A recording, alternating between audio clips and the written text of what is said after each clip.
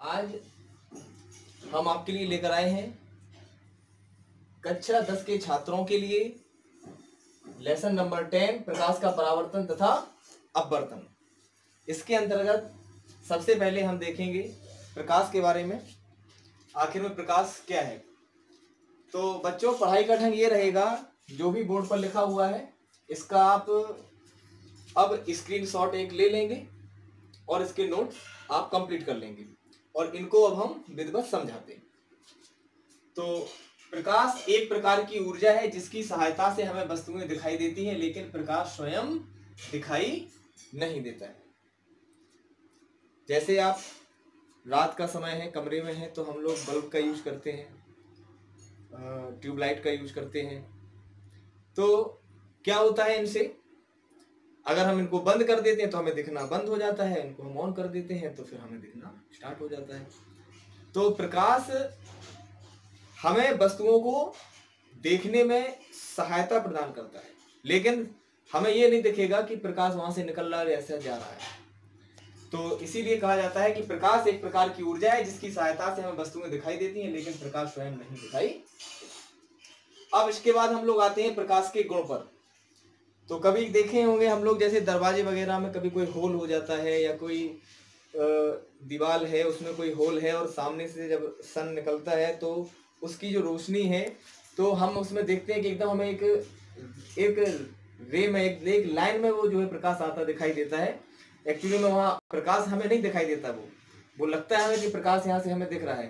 वो वहाँ पर जो है क्या है, ये धूल के उपस्थित वातावरण में धूल के कणों का मूवमेंट हमें नजर आता है। तो इससे हमें देखो पता क्या चल जाता है कि प्रकाश सीधी रेखा में चलता है। दूसरा, प्रकाश निर्वात में भी चल सकता है। निर्वात में चलने का मतलब, जैसे प्रकाश हमारा अभी यहाँ पर चल रहा है तो वायु में है, हम लोग किसी स्थान में से मान लो पानी भर ले तो पानी में भी चल करके प्रकाश बाहर निकल जाता है, कांच है, कांच में भी पार करके बाहर निकल जाता है। तो इस प्रकार प्रकाश अनेक पारदर्शी माध्यमों में होकर के गुजर जाता है। तो कई माध्यम ऐसे भी होते हैं कि जिनसे प्रकाश बाहर नहीं निकल पाता है। तो फिर जिन माध्यमों से प्रकाश पार होकर के निकल जाता है, पारगमित हो जाता है, तो वो हमारे पारदर्शी माध्यम होते हैं। जिनसे नहीं निकल पाता है उनको हम अपारदर्शी माध्यम कहते हैं। तो माध्यम में भी चल सकता है। अब प्रकाश निर्वात में भी चल सकता है। दैट मीन्स निर्वात मतलब ऐसा स्थान जहां पर कोई मेटल ही ना हो, ना तो जल हो, ना ही आपका कांच हो, कोई भी मेटल, यहाँ तक कि वहां पर एयर भी ना हो, तो उसमें भी प्रकाश हमारा चल जाता है।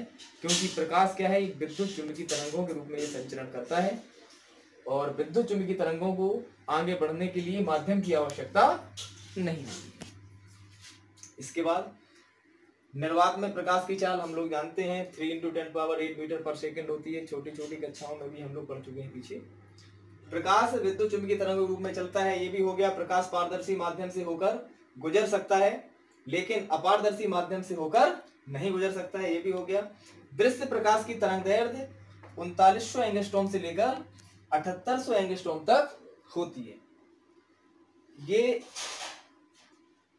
प्रकाश जो है हमारा तरंगों के रूप में चलता है। जैसे हम यहाँ आपको समझाएं, सपोज दैट इस प्रकार से चलता है।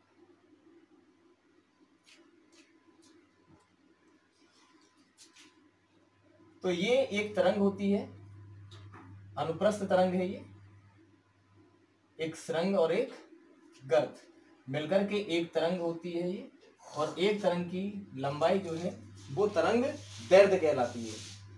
तो हम देखते हैं कि जो हमारा जो प्रकाश है, तो जैसे सन है, तो सन से आने वाला जो भी विकिरण है, उसमें विकिरण है, उसमें से कुछ पार्ट हमें देखने में सहायता प्रदान करता है उस विकिरण का, और उसी पार्ट को हम लोग कहते हैं प्रकाश।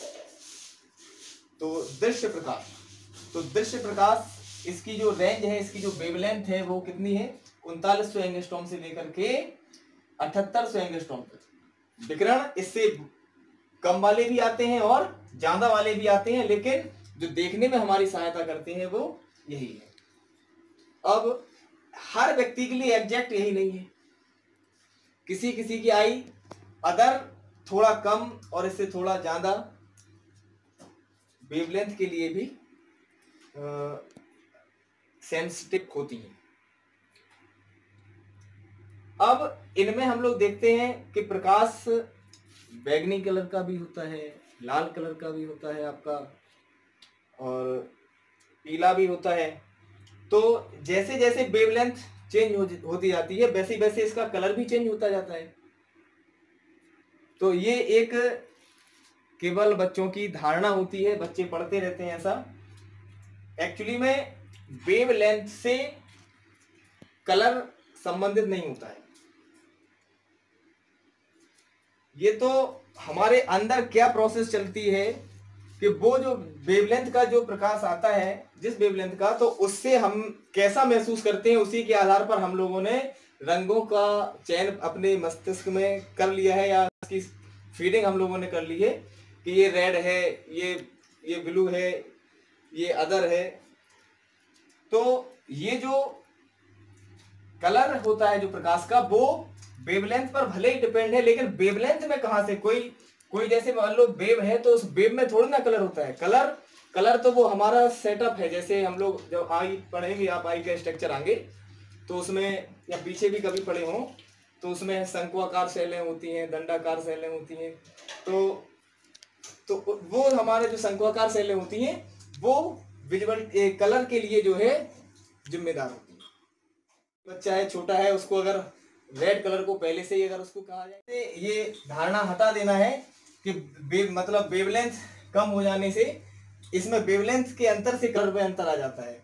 वो हमारे मस्तिष्क के अंदर है क्या नहीं है, ये मस्तिष्क के अंदर चलता रहता है, और वो फीलिंग्स हमारे अंदर है, वो फीलिंग हो चुका है कि ये लाल है तो फिर वो ग्रीन ही कहेगा उसको। तो ये हो गया आपका। अब हम आते हैं प्रकाश में परावर्तन, अपवर्तन, विवर्तन, व्यतिकरण तथा ध्रुवण जैसी घटनाएं होती हैं। तो ये प्रकाश के गुण हैं। जैसे परावर्तन,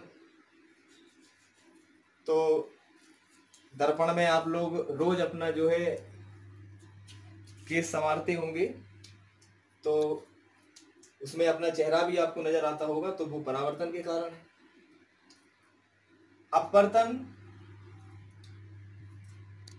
अपवर्तन जो है आपका, अभी आप इसी पार्ट में पढ़ेंगे आप, और ये आगे वाले जो टॉपिक्स जो इसमें ये गुण है, विवर्तन है, व्यतिकरण है, ध्रुवण है, ये आगे वाली उच्च क्लासों में आप लोग पढ़ेंगे। तो अपवर्तन जैसे आप लोग देखते हैं, जैसे मान लो कोई कांच का गिलास है और उसमें आप पानी भर लें और एक पेंसिल को आप अगर उसमें डिप कर दें, तो आप देखेंगे जहाँ से पेंसिल डूबी हुई है तो वहाँ से कुछ वो पानी के अंदर तिरछी नजर आती है। तो ये जो है घटना हमारी कहलाती है अपवर्तन। तो इस प्रकार से बच्चों ये प्रकाश के गुण हो गए। और इसके बाद हम आते हैं प्रकाश के स्रोत पर। तो प्रकाश के स्रोत प्राकृतिक स्रोत और कृत्रिम स्रोत, जैसा कि आप देख रहे हैं, प्राकृतिक मतलब नेचर में होंगे, सीधी सी बात है। तो सूर्य से, सन से, तो भाई एनर्जी का ये तो बहुत बड़ा सोर्स है। हाँ, तो सूर्य से ही हम लोग एनर्जी ले रहे हैं मोस्टली। यहाँ पृथ्वी पर तो अधिकांश मतलब जो भी एनर्जी हमारा जो सब गतिमान है, ये सारा सिस्टम वो सन की एनर्जी के कारण ही है। अच्छा, तारे, तो तारे भी ये छोटे जरूर नजर आते हैं, लेकिन जरूर नहीं कि सूर्य से छोटे ही हों, कुछ हो सकता है इससे छोटे भी हों और कई इससे जो है बड़े हैं। तो इनसे आने वाला जो प्रकाश है वो हमारा क्या है, ये प्राकृतिक स्रोत है हमारे। इनसे ये जो है स्वयं जो है मतलब प्रकाश को जो है उत्सर्जित कर रहे हैं प्राकृतिक रूप तौर से।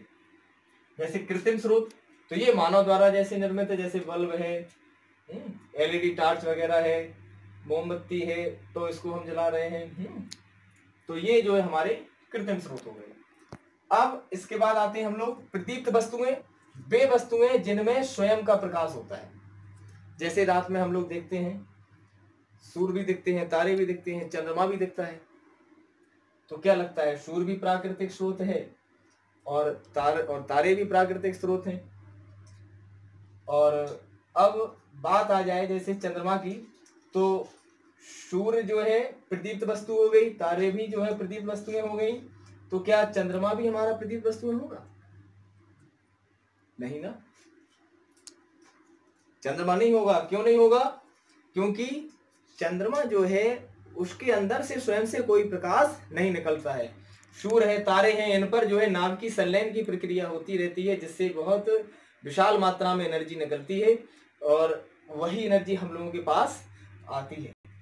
और जबकि चंद्रमा जो है वो चंद्रमा सूर्य के प्रकाश से हमें चमकता हुआ दिखता है, तो इसलिए हम उसको प्रदीप्त वस्तु नहीं कहेंगे।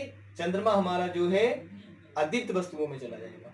तो वे वस्तुएं जिनमें स्वयं का प्रकाश होता है वो प्रदीप्त वस्तुएं कहलाती हैं, जैसे सूर्य है, तारे हैं, बल्ब है, भले ही ये कृत्रिम है लेकिन इसमें सेल्फ अपना स्वयं का प्रकाश उसके अंदर है।